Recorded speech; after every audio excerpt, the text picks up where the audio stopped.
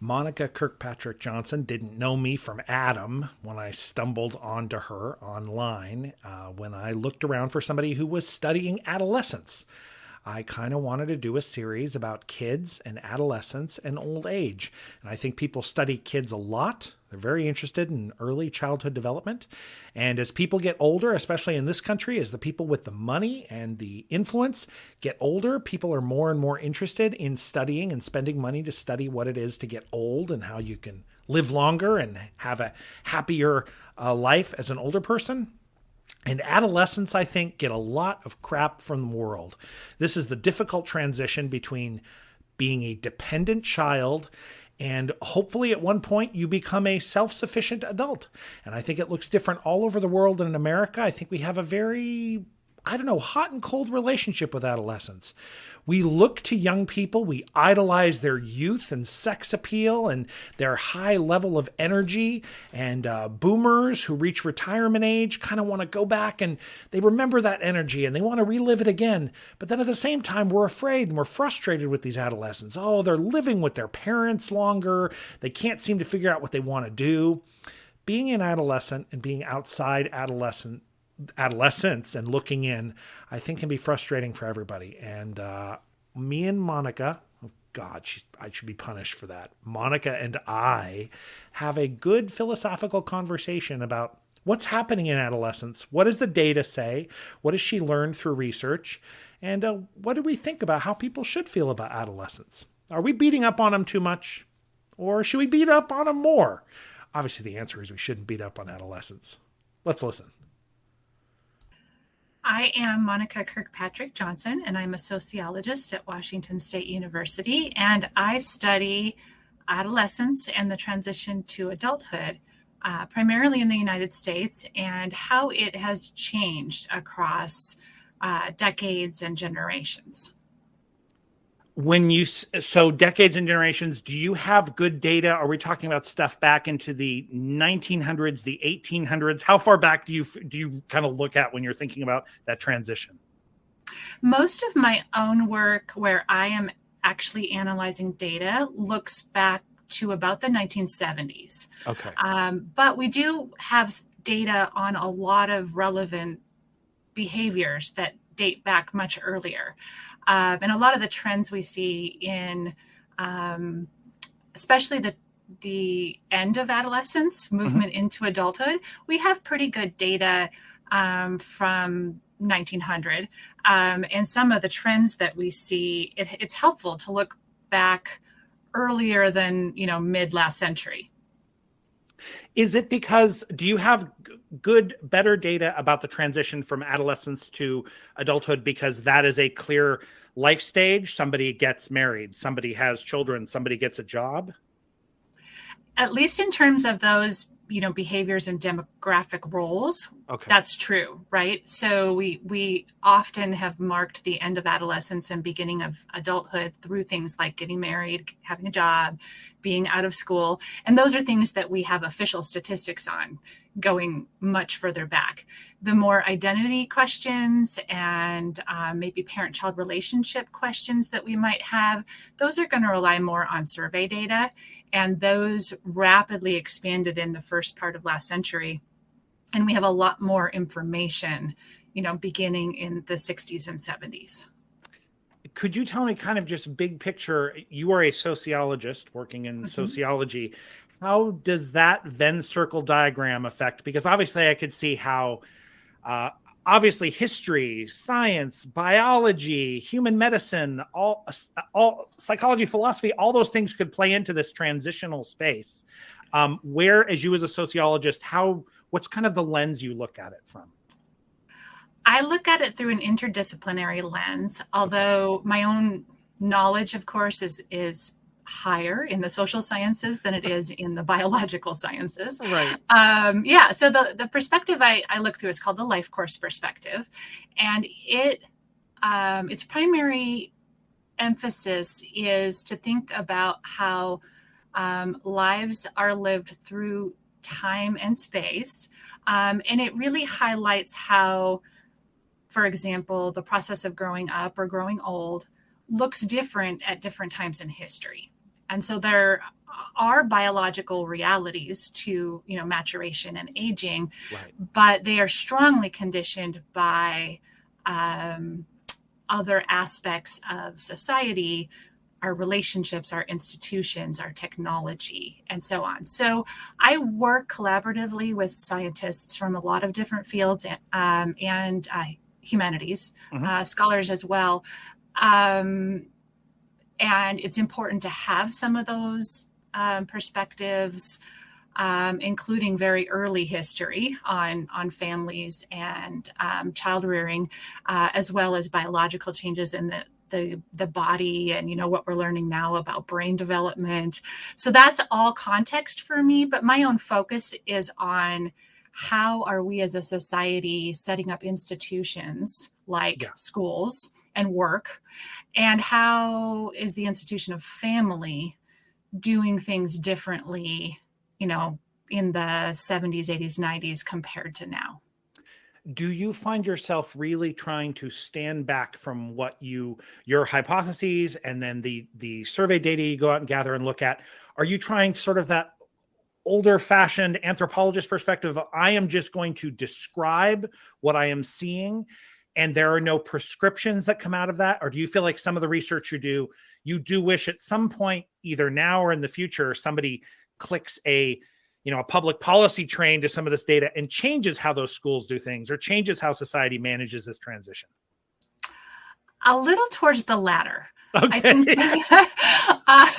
we sociologists are very good at couching everything we do as well. We don't know everything yet. Okay, trying to be nuanced. Okay. Economists are much better at just prescribing, right. And so it's in our nature as a field to be a little bit more cautious. But I do study things that have very direct policy recommendations, and things like, over the years, I've looked at things like whether adolescents should be employed while they're in school, and the connections between educational attainment and pay, and whether or not we should be financially supporting young people up to different ages.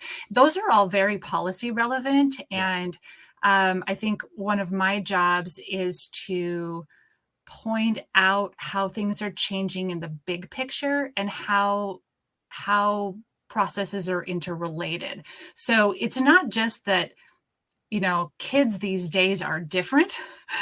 Kids these days are different because we parents are different. We educational leaders are different. Our institutions are different. Our economy is different. And so what is needed from them and what is demanded from them and what they've been given is different. So those interrelations, it's not just parents are doing things differently, therefore kids are different.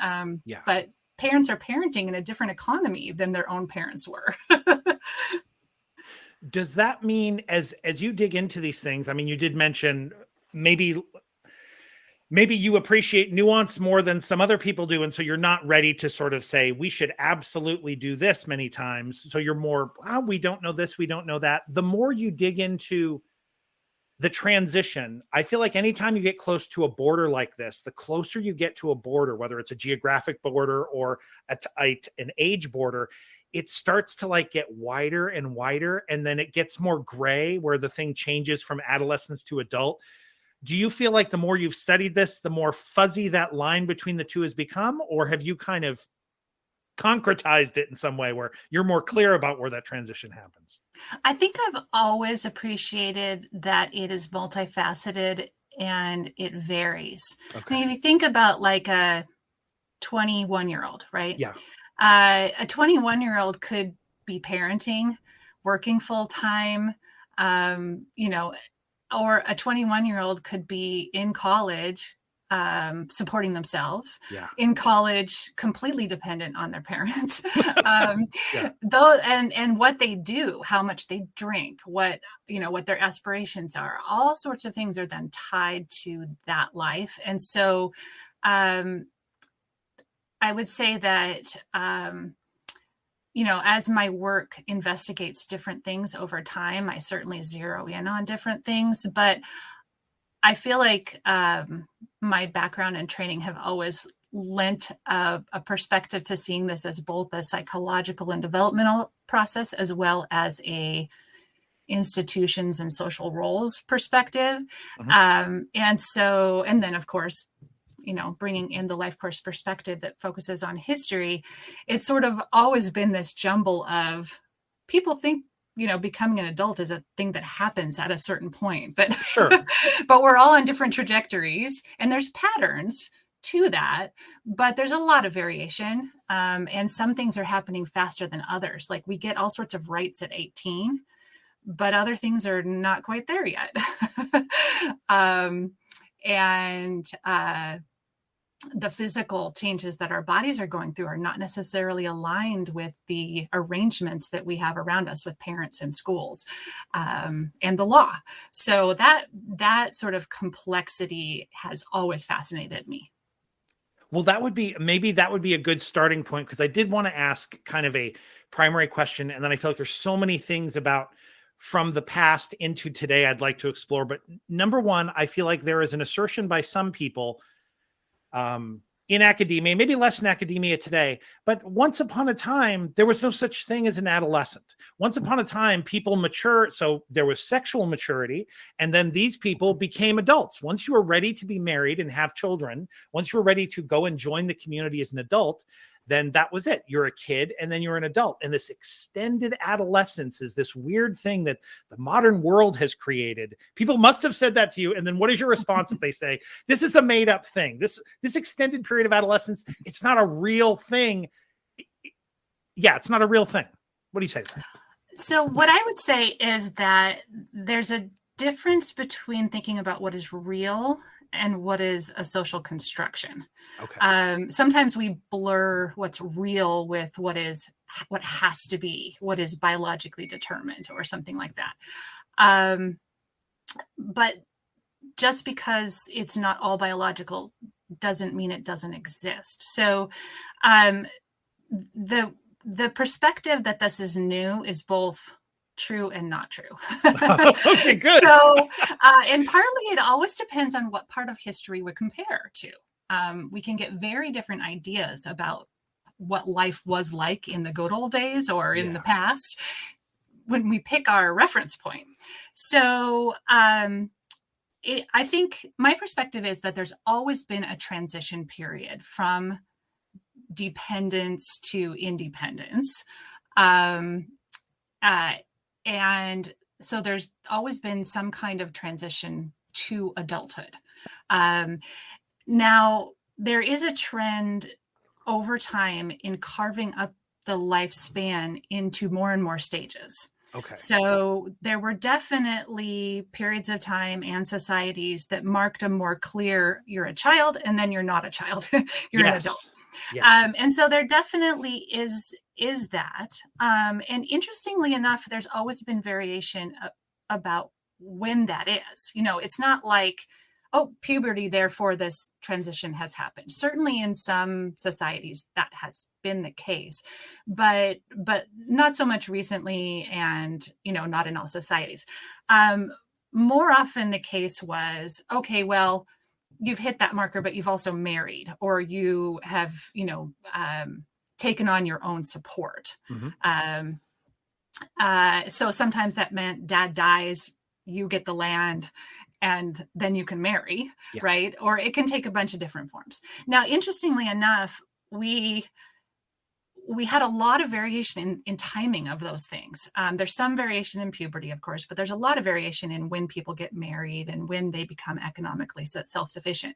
But as we moved into the period of the 1950s and 60s in the US, and this happened in a lot of the Western world, we actually saw a homogenization of patterns where more and more people were following the same timing of these transitions and doing so in a very condensed fashion. So if you think about sort of right after World War II, people left school, got married, took a job, or became a housewife, and had kids, all at very sort of similar younger ages and all very rapidly. Like those roles came in a succession, and they came in an order. Right. Which it was, if you did that out of order, there were very clear parts of those steps that are unacceptable to do out of order. Exactly. And of course that has changed. But interestingly enough, some of the things like, marriage age, they were higher before that period, right? And they went down in the World War II period, and then they went back up again. So some of the things we think are new, like marrying later, actually map onto earlier parts of the last century. Some of those patterns have sort of returned to the early years and kept going. And so here's what I would say about the sort of the creation of adolescence. Yes. I do think we socially recognized adolescence in the last 100 years. And before that, there was a transition that was recognized, but less social awareness and thinking about young people in terms of adolescence. And it was largely created by increasing dependence. We put in labor laws, removing children and teenagers, at least up through a certain age from the labor force. And we mandated schooling, that you had to stay in school for a certain amount of time. So we did things like that created a period of extended dependency on families that we didn't have before. And then a bunch of other things came into it, including, consumerism and marketing to that age group and culture that sort of forms around that. But when you take young people out of the workplace where it was intergenerational, and you put them all in school together for longer, you create a different thinking about what a 13, 15-year-old is. And so that, I think, emerged, at a point in history when we were making those policy shifts. A psychologist actually coined the term, or at least made it popular, in the early 1900s, 1900 something. Hall was his name. He published a book called Adolescence, and it kind of took off.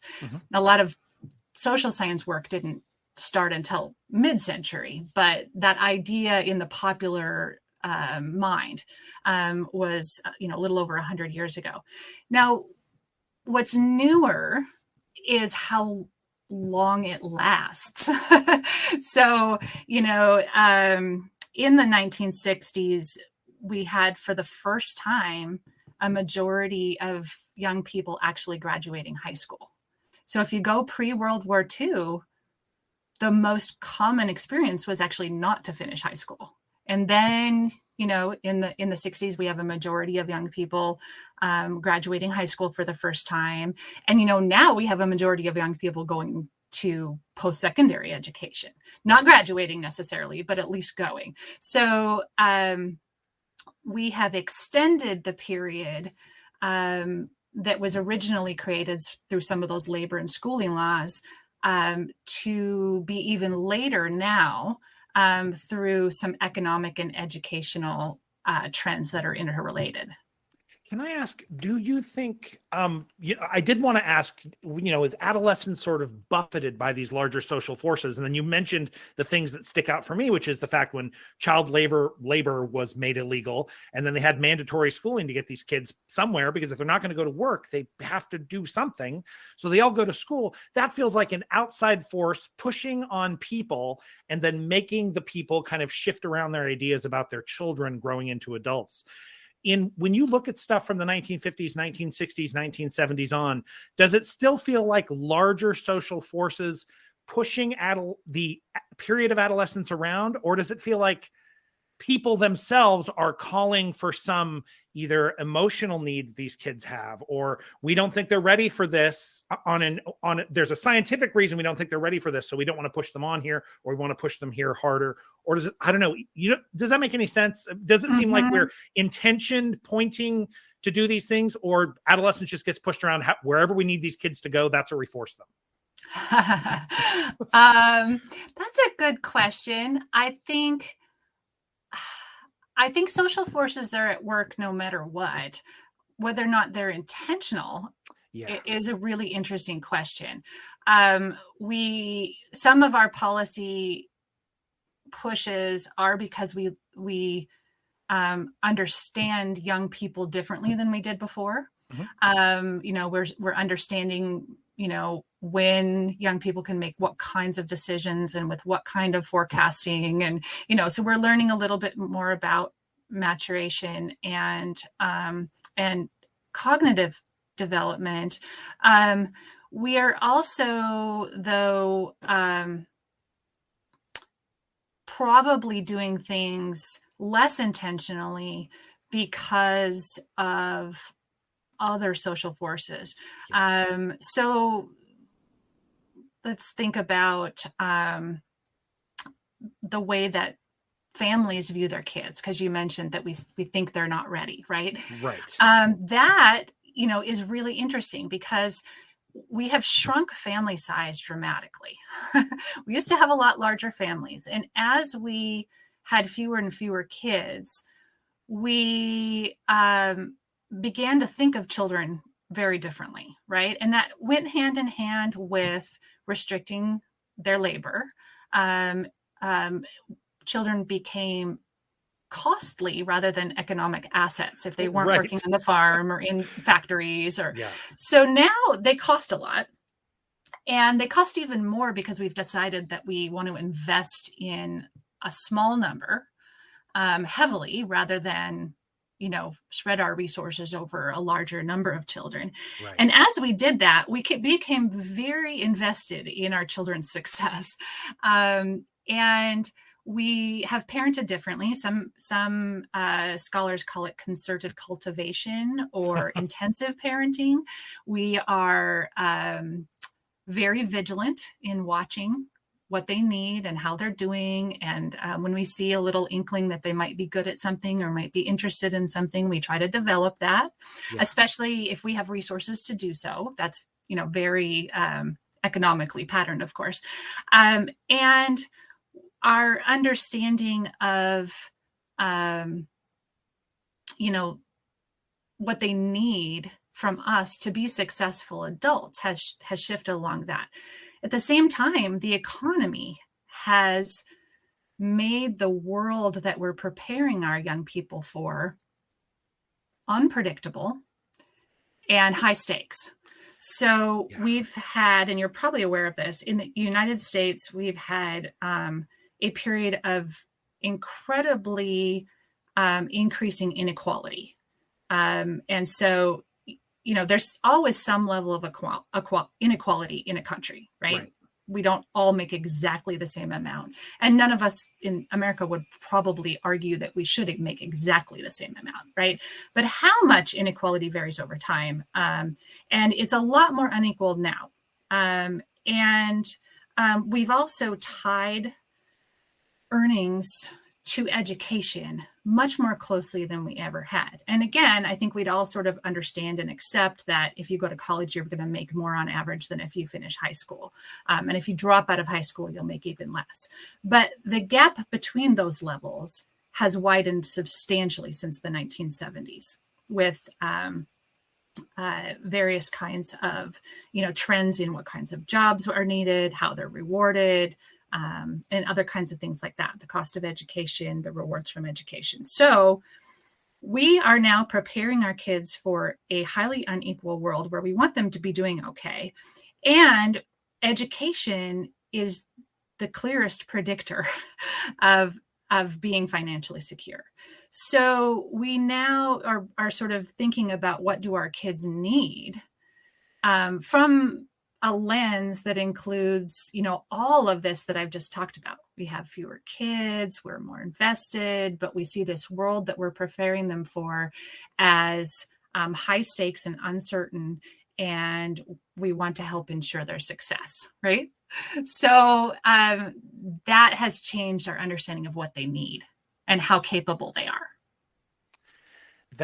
So everything you said makes perfect sense. And this undercurrent, as you talked about this, I wondered if, again, you sort of touched on it. Maybe nobody really knows. Parents want to do the right thing. And so I think a lot of times for instance, that intensive parenting you're talking about, you are heavily invested in a thing, so you put a lot of effort into it. Just putting effort into something without the wisdom and the information and the resources to make that kind of parenting style work out in the end. I wonder if the parents, the pejorative term helicopter parents who sort of monitor the kids all the time, because just like you said, high stakes world out there, and there are fewer kids, and they really want these kids to see it's important to their family unit. It's important to them. It's important to the kids. Do they know what do they know what they're doing? So as you look at this stuff, do you think, oh yeah, this is the right thing? Yes and no. Okay. Yes and no. I want to hear both. That's awesome. I want to hear both sides. Yeah. I think that we're increasingly aware of the package deal, so that, there is increasing conversation about what kids are missing when they don't have free play and free time. We're increasingly aware that,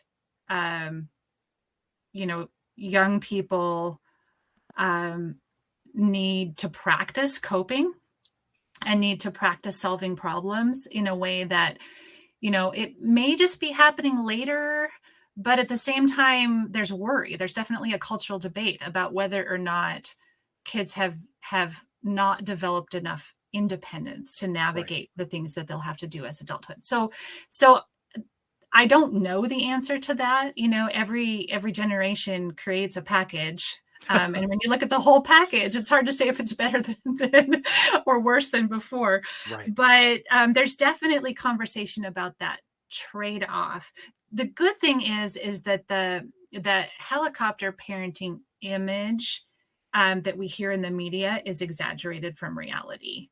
That doesn't mean that we don't have very invested parents on the one end, but you tell me the characterization is a little. Tell me about the surveying and the data. I am curious about that. What, as you've kind of really looked at it, said it's not really fair. In what ways is it not fair? In what way are people overdoing this caricature?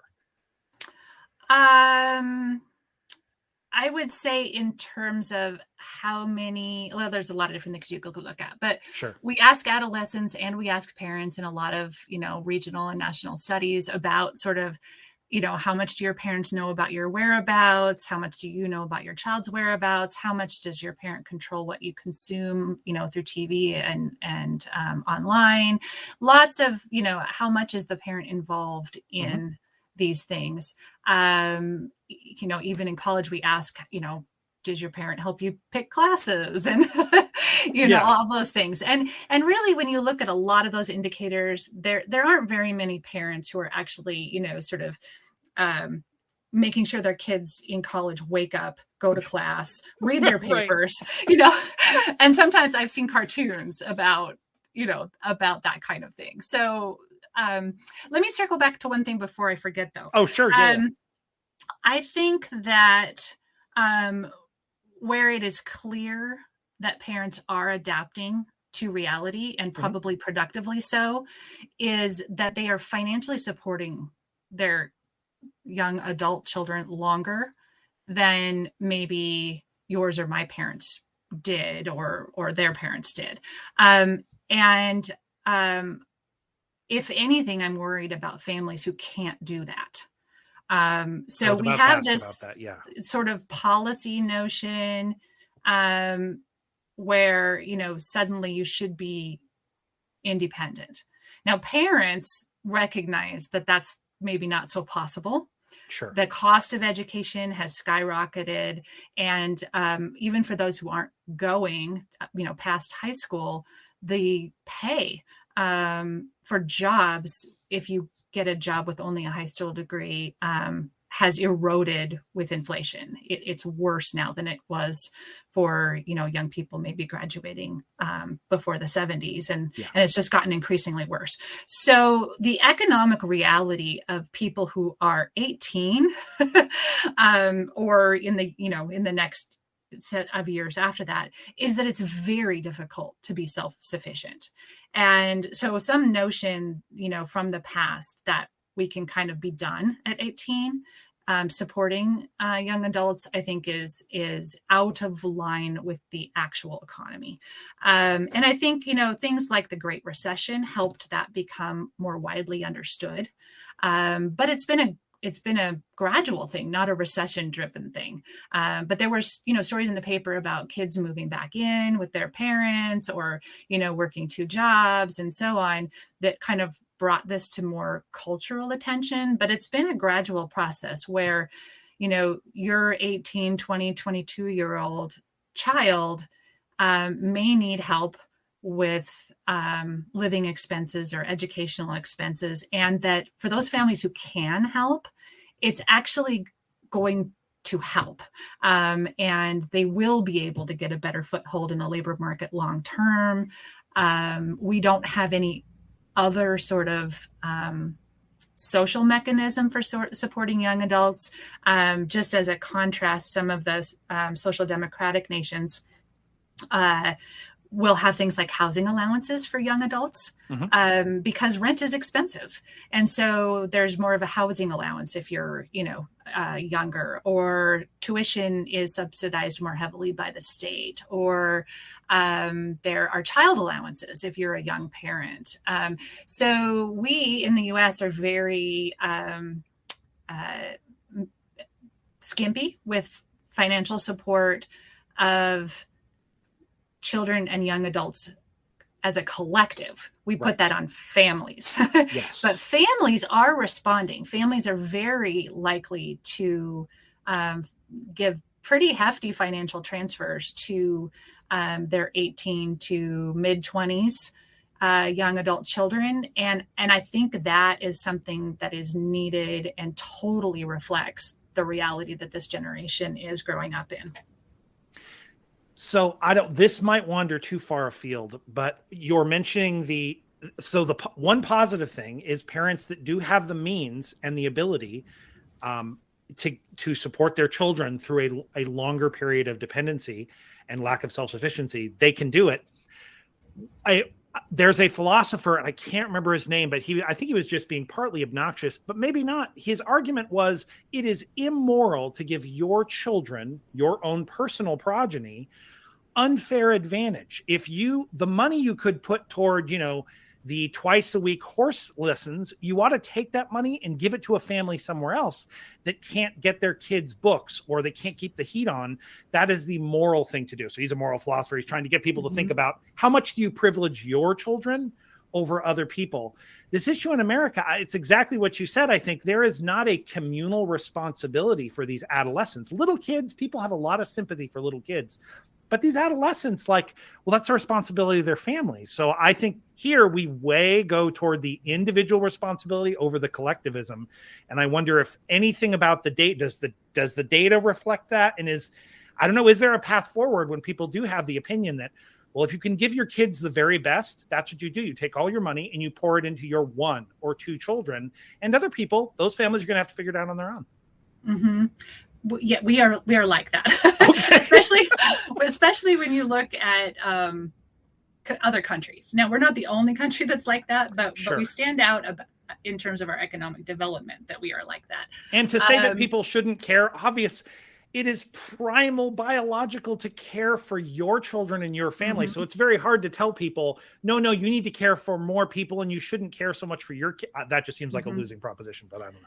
Yeah. And there are many examples of society that sort of tax more in order to pool and then provide. And we certainly do to some degree. We have very high support for the notion of public schools, right?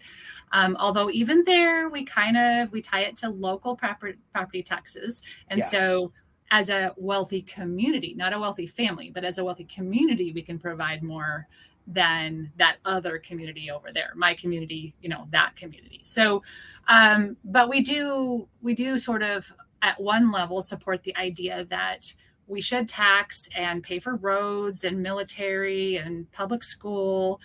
But what many other societies do then is also then put money towards other things that for example, you mentioned, younger children, universal preschool or daycare. And we certainly, I would say, especially,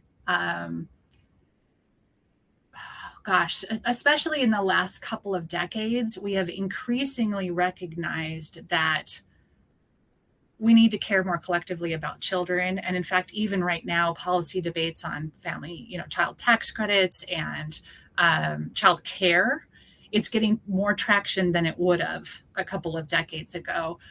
For that reason, I think we're understanding. There was a Nobel Prize economist who did some calculations showing that investments in childhood, looking later at earnings and welfare dependency and things like that, it really pays off. And so there's both a moral argument, but also increasingly like, oh, should we pay the costs now or should we pay the costs later? Right. Of making sure that that we invest collectively in children. Although even there we are fairly minimalist, but especially that hasn't extended quite as much to adolescents yet, Right. and certainly not young adults. We, the amount of the cost of higher education, for example, in public institutions that we pay for publicly has dramatically dropped, so that the cost is more on tuition, which is the young person or their parents. Right. And so in some ways during young adulthood, we are disinvesting over time and saying that that's increasingly on families. There are a few places where we have tinkered. There's increasing recognition that in the foster care system, for example, you can't just say, okay, 18-year-old, you're on your own. And we've extended that age up, or we've provided some transitional programs. The healthcare law, the Affordable Care Act. Yeah. I think, they extended the age of when you can be on a family's insurance policy upward, required, companies to cover young adult children. So there's some sort of like collective sense that, it has changed. 18 in 2022 is not the same thing as 18 was in, 1950. But, it's pretty minimal. And in other ways, we're, I guess this isn't a financial example, but in other ways, we are going the other direction. We're increasingly prosecuting teenagers as adults. We've gotten more punitive, and we've thought of those young people as less people in the making, still developing, and more as threats, permanent threats that we need to process through the adult court system instead of the juvenile system. So I think that's probably the maybe a really dark side. And then there's even the less dark side again, is that people have all kinds of sympathy for children, but as people, there's this, I don't know, I'm curious in America, I don't think we have our head wrapped around who an adolescent is. And I don't think adolescents get enough of the benefit of the doubt. As you said, way at the beginning of this conversation, I do see the cognitive stuff where they're looking at things and saying, look, we can prove that these people, because of their age and the maturation of their brain into their 20s, are making poor decisions in certain arenas at certain times. So you got to give some benefit for that. And that slowly trickles out. But to tell the average American, look, this kid's brain isn't developed when he's 25 years old, that just infuriates the average person. I don't think it should. So is there anything about looking at in your research of adolescence that ever tends to or could soften people's attitude and make them think a little more collectively and communally that we're responsible for these people who are strong enough to fight, and they're old enough to drink, and they're old enough to go get their jobs and have families, but they're struggling because of this package that they were born into? That may be too, that may be too big. I do think that we have come along in understanding how much the economy matters. Okay. For their age group, not just we've always thought, it's the economy, stupid, but Sure. but understanding that, that end of adolescence is strongly shaped by by the economy. I think we have come in some ways along on that. But what I don't see is any change in thinking that adolescents are largely to blame for their own mistakes, or that their parents are to blame for their mistakes. We're a pretty punitive society, and Yes. and there's some interesting theoretical work focusing on the U.S. in our particular combination of independence, and that instead of sort of regulating each other's behavior through relationships and through sort of a sense of community, we regulate through high stakes consequences. We imprison a lot of people, but even on other kinds of behaviors, we have sort of strict rules for what you can and can't do in adolescence, and there's punishments that go with that. So I feel like it's so uneven in how we think about adolescence. We're increasingly aware that they're navigating a world where, there's dangers. Right. And we're concerned about what kinds of media and social media have, positive and negative effects. And we're increasingly aware that the landscape of substance use is changing. And, so we're increasingly aware of those kinds of things, and that it's hard to grow up. But we haven't shifted away from the personal blame tradition that we have as Americans. And I don't necessarily see anything that is changing that. I'm getting kind of philosophical, a little bit beyond what I know. I know, but this is what I love, because I did want to ask you about going back into the mid 20th century as maybe the data that you were able to kind of really look at. Has this attitude always been as strong that whatever it is, I mean, it gets played out? There's a song by My Chemical Romance. I always think it's funny. It's called Teenagers. And the riff is, teenagers scare the living S out of me. And it's all about how teenagers are dangerous, but it's written by young 20 somethings who are sort of poking fun, but they're saying teenagers are wild and crazy.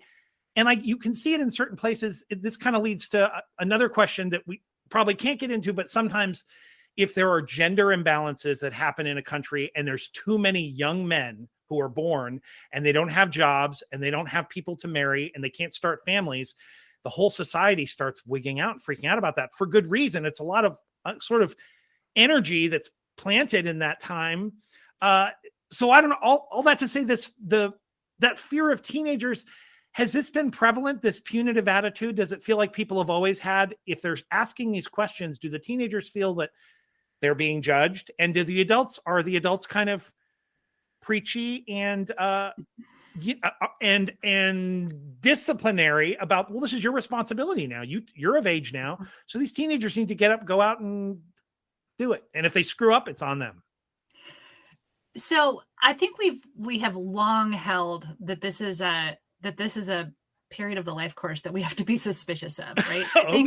I think that both culturally, we have defined adolescence as a period of storm and stress, to use a quote, and that the adolescent's job is to break free, develop themselves, obviously, is the positive way of doing that, but that rule breaking is, testing the limits, finding out, learning consequences. Right. We've defined it that way as a social period, but also, like, so much of our scholarship on this age has been driven by problem behavior.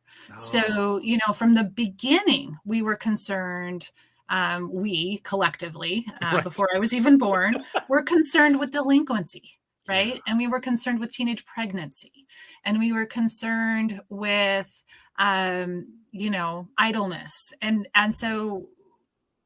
And we've continued that with substance use and a range of other things. So the vast bulk of our work has been on the problems that we want to fix, right? We don't want adolescents to be engaging in these kinds of things. And There's so something wrong with teenagers and they need to be fixed. That's where the yes, I research mean, we need okay. to support them in the right way or Right. control Okay. them in the right way. And so I think both that comes from the idea that goes beyond the field in how we think about adolescence. But then, the field should own up itself to the idea that we tend to really be driven by these negative things that we study. And there is a positive youth development, school that is focusing on other things, but, we continue to kind of see this as a period of higher rule breaking, and something that we should be. We've always looked back and thought, oh, those teenagers, right? Right. They're getting into trouble if they don't have, enough supervision. Is there what positive, as you've studied adolescence, maybe my last question is, why did you start studying adolescence? And then I think the period, you mentioned the tough part of this is that they're rule breaking. So they need to push hard against all these other people to go find another way. And overall, the hope is that will lead our society in new, better, innovative directions if we let you be crazy. There's some crazy hormonal, high intensity identity seeking period that happens around here. And we can see all the bad effects. Oh, nobody likes the bad effects, but then there are the good effects. Why did you start studying adolescence? And what is your positive take about this period?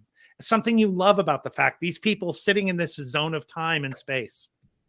So yeah, let me actually reverse the order. Okay, I think what's so amazing is that, yes, indeed, because of the identity seeking and the optimism and the, idealization and the energy. But I would also add the reduced responsibilities, like they're not parenting, so they don't have to keep their job.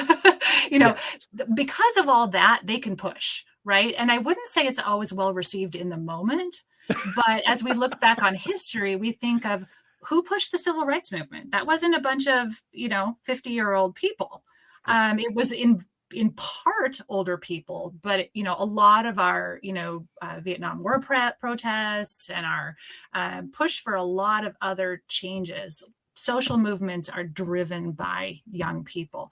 And so we can look back, and I'm sure, many people during those period of times were a little, afraid of the consequences too. Right. But with time, we say, wow, they changed things, or they developed new technology, or they pushed the rules on, where the boundaries between work and family are and what life is for. And, we see young people now questioning some of the practices that my generation lived with. Yeah. So I think that is exciting. I think that, each group grows up in a new set of circumstances and questions. And, we don't always get it right, but we have the chance to change things with that. And young people do. They have the room and the energy to do that. And I think it's really exciting. I think the reason that I was very attracted to studying this, well, there was an interest and a practical reality to my own development. My interest, I think, came from thinking about this as a movement from a fairly uniform time when you're in your late teens, where most, but not all, most of us are in school, most of us are living with parents, and we're launching. And our futures are dramatically different. And I was very interested in who was able to build a successful life based on things like gender and based on things like the economic resources or educational attainment of parents.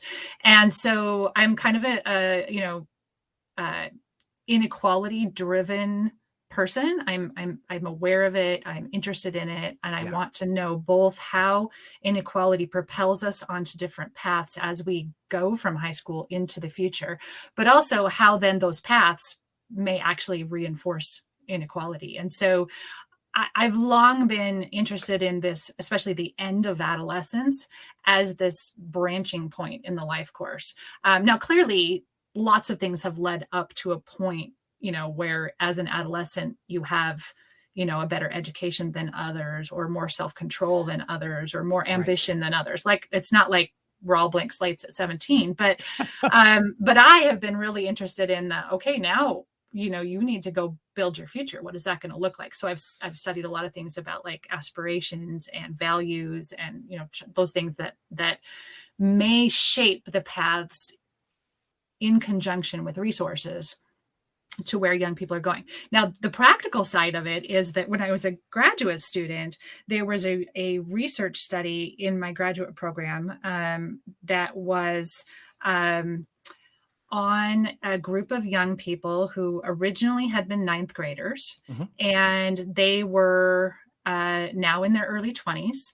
And I was a research assistant on this project. And the original purpose of the study was to examine the consequences of teenage employment. At the time it was started, that was a highly contested behavior. Should they be doing it or should they not be doing it?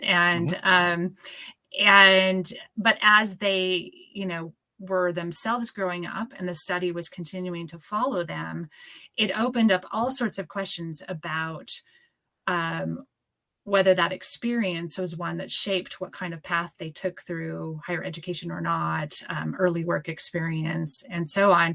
As well, the study had collected all sorts of information on parents and other adolescent experiences like school and homework and TV time at the time. It was in the early 90s, late 80s, early 90s. So media use and other kinds of things. So in addition to my own interest, working on that study shaped me greatly in thinking about the different paths young people take forward and how that might be shaped by things like opportunities to work, past educational performance, parenting behavior, and things like that. So it was probably a mutual reinforcing process where being involved in that project, and learning from scholars who were engaged in questions about what it meant to be, late teens and 20s during, that period in the 90s, probably helped crystallize my interest in it. Ultimately, having looked at it for many years and had access to that, or even early 90s, almost like they're starting up. Are they still going? Is it going to be like a longitude? Are they going to go stretch it out as far as they can? Or is that thing done? Yeah, no, actually, there was a pretty big gap in time. It was followed for many, many years. Okay. And then there was a bit of a gap in time. And then there was actually about 2 years ago, there was a data collection both on that original cohort of people who are now in their late 40s and their children. There were several years of data collection on their children, as long as their children had reached 11. So anywhere from 11 up through their 20s. So yes, it has lasted. Does having looked at the different, so maybe all these kids are parked on the same launch pad at this high school as seniors, and if they graduate or don't graduate, take jobs, don't take jobs, have this kind of money at home, have this kind of home life, does it bum you out when you dig into those stories, or do you sort of have like a reinvigoration of that? People in bad circumstances, everybody loves the hard luck story where somebody makes something of themselves. But the reality is, for one of those shining lights that goes up like a firework, there's all these other people who never launch, and that their lives are difficult because they had difficult circumstances beginning. When you sort of sifted through all that, were you able to gather enough of a sense that there were people who had rough starts who did well, and people who had great starts and did very poorly? Or were you able to sort those in? Were they all individual stories, or were you able to sort them into kind of like groups? Or does it all feel like very individual when you're thinking about adolescence now? So the depressing version of that is Okay. that the largest pattern is reproduction Okay. of your circumstances. We love that rags to riches, and Of course. the kid that makes good despite circumstances. It happens, of course, as does the other. You can fall from grace, but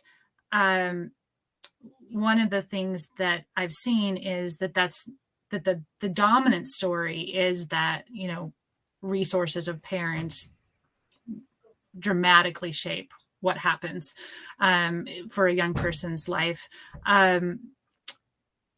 Worse, it seems to be tightening. In other words, things like parents' income has a stronger predictive relationship on going to college than it used to. Wow. So there are individual patterns, and sometimes teasing out what else besides, parents' social position might be involved is very interesting. And there's a lot of people studying, what they'll call resilience. So it may be economic problems that you could be resilient from. It could be, child trauma, or, a number of different things. And there are patterns to who is resilient.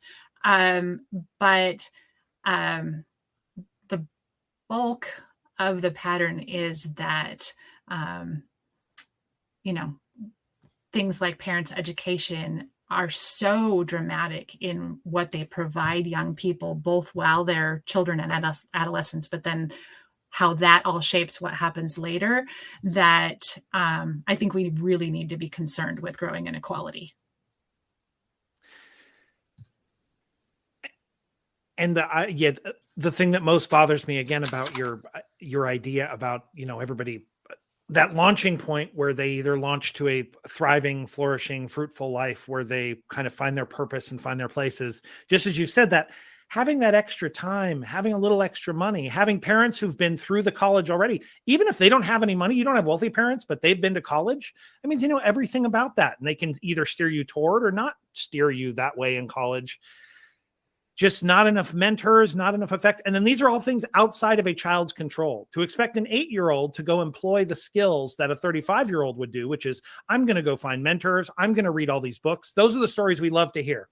This kid came from nothing, and they didn't have anybody to guide them. And this young man or young woman went out and found it, and they're going to come tell everyone their story about grit and resilience and about how you can do this and be a self-made woman and a self-made man.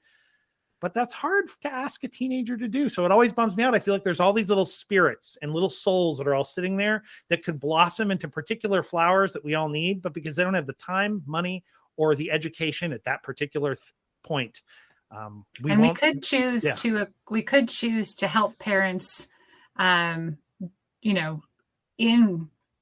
raising children, right? Or we could choose to provide things that are available outside of the family, right? We could do things through schools or through community organizations or through religious organizations, right? So yes, to think that an individual can navigate this kind of structural inequality is unrealistic. But there's a lot that we could do to make parents able to parent more successfully. And I'm just struck by how compounding education is, because there's so much of our lives that is tied to our level of education. It's not just how much we earn, but what kind of work we do and how much autonomy we have and what kinds of decision making we make on the job. It shapes how many children we have. It shapes when we get married, if we get married, and how long we stay married.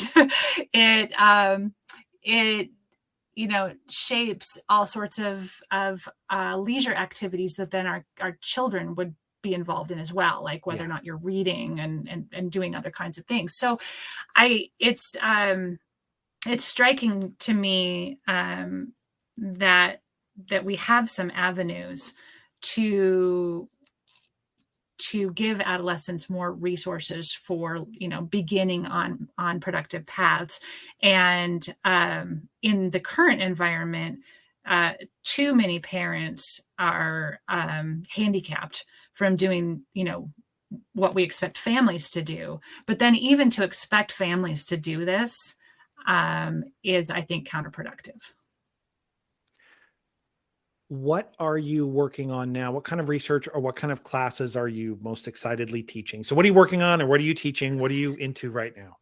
I have just finished a term as department chair, and Okay. I am out of the classroom this semester, but I am working on an analysis of patterns in financial support that families give to their young adult children, and both the predictors of who is giving money to their kids, and things like the child's age, the family circumstances, other kinds of behaviors on the part of kids and parents, but also then what does that do? And there's a mix of things that it can do. It can sort of impede the development of feeling independent, and it can impede sort of taking full financial responsibility. But it also predicts, staying in school, graduating from college, earning more later, and some of those kinds of things. So I've been interested in that dynamic most recently, and completely differently, I have been doing. I have teamed up with a colleague who studies social norms, and we have been studying norms and the rationales people use for understanding norms around health behaviors in the pandemic, which has nothing to do with adolescence, but it's been incredibly fascinating. So this morning I was working on, making some figures and analyzing some data about how people respond to other people's masking behavior and other kinds of things. So totally different topic, but it was warranted in the last couple of years that social scientists do some of their work on the pandemic too. That does make me personally happy, because this entire pandemic, I've been worried. I've heard some good lengthy podcasts with public health people and just frustrated with the way countries have handled certain things from right and left. People frustrated, and kind of a hope. The academics always just saying, well, I hope we're going to learn something from this. So that does make me happier. I feel like maybe we've all gone through this pandemic, and the people who will spend some time sifting through this to teach us some stuff that came through this, as opposed to just sort of the fury that's sort of venting everywhere. I hope we do too. Do you have a book? If anybody asks you, like, adolescence, that's so interesting, do you ever recommend anybody read a particular thing or listen or watch a particular thing? And easily accessible. I have two easily accessible books, in the sense that they're not overly mathematical, and they really kind of take a big picture look at things. One is called Not Quite Adults. And it is by Settersten and Ray, and they take on this idea of extended adolescence and what it means. And I love that one. And then Catherine Newman has a book called The Accordion Family. And the imagery of the accordion family is that it sort of expands and contracts as needed, like an accordion. And it's about living with parents, and it does a cross-national comparison. The first book I recommended is focused on the US, but Catherine Newman's book is on, it takes on 3 or 4 countries to look at how different societies view this idea of being a young adult and being in your parents' home. And it's very interesting. It is bad. I guess maybe it's not totally, but I'll make some ridiculous statement, and then you can tell me if it's true or not. I feel like when it comes to adolescence, we don't pay any attention whatsoever to anything anyone else does as kids move from maturity, as little kids move into adolescence and into adulthood. We are completely focused on our country. Everything everyone talks about is what happened with the boomers, what happened with the hippies, what happened with the people in the 70s and 80s. And it's all this country. It's not sort of a global look. So I like the fact that second book kind of tries to look at some families outside this country. Yeah, and it does a really nice job of talking about how, it's not just one different thing in those countries, right? It's the cost of housing is different, and it's things like how we view the family's role in society is different, and a number of different things like that, including one of the countries is Japan, which gives us a non-Western look. We often, when we do look around the world, we often look to Europe only. Yes. And so, yeah, it's a really neat one. I'll throw out one more idea. This is one that I have my students read, which is more squarely on the younger part of adolescence, not just the transition to adulthood. And it's called Not Under My Roof, which refers to American parents' attitudes about sex for their teenagers. But the book is about so much more than that. It's a comparison between US and Dutch society. And it also goes into things like drinking and other kinds of rule breaking to really make the case that the US has a certain, understanding of adolescence and what it takes compared to, and what they're capable of and what they should do compared to, a society that takes a very, very different approach. She does a nice comparison between, she focuses in on the most comparable population in both countries. So she looks at fairly middle class and Christian, white Americans for the most part, so that she can use the Dutch sample in a fairly similar way. But it really is this interesting look at what individualism is in the United States, and how it shapes our understanding of what we're supposed to do for adolescents.